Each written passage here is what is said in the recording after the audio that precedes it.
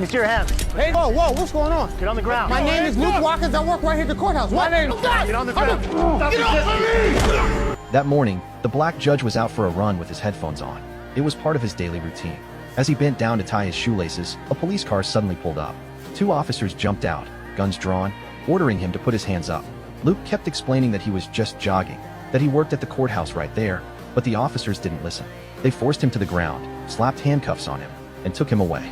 Back at the courthouse, Luke's co-workers started to feel something was wrong. Luke was never late. They tried calling him, but his phone went straight to voicemail.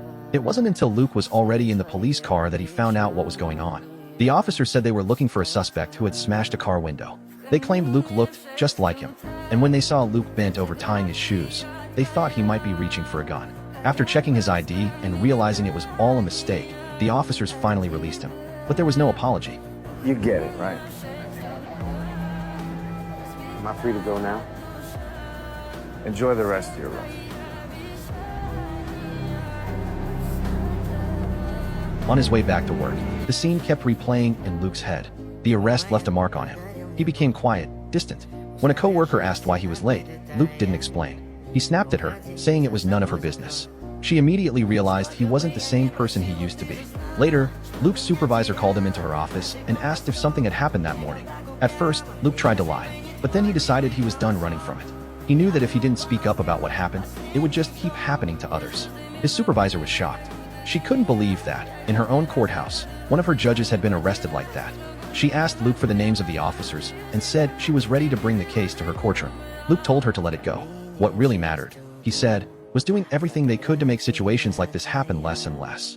That, he believed, was the true purpose of being a judge.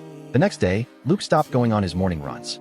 He apologized to the co-worker he had snapped at, admitting he shouldn't have treated her that way. She wasn't upset at all. Instead, she shared some good news. Luke had been awarded Judge of the Year. That night, he'd be attending a city event and giving a speech. In the past, Luke would have been thrilled. This time, he felt nothing. That evening, as Luke was thinking about what to say in his speech, a familiar face walked into the room. It was one of the officers who had arrested him the day before. Luke looked at him and asked if he recognized him. The officer looked confused, like he'd never seen Luke before. Ron Murphy. Yeah, Luke Watkins. We met yesterday. I was just doing my job. Now, if you'd had your badge on, you Shouldn't take a badge. Be smarter out there, Deputy Murphy. When it was time for Luke to speak, his eyes locked onto that officer in the crowd. Taking action against one of our own. I've been thinking a lot about what made him pull his gun that day, and I think it was his frustration with the system. And I get that, because the system's not always good, but it's the one that we got.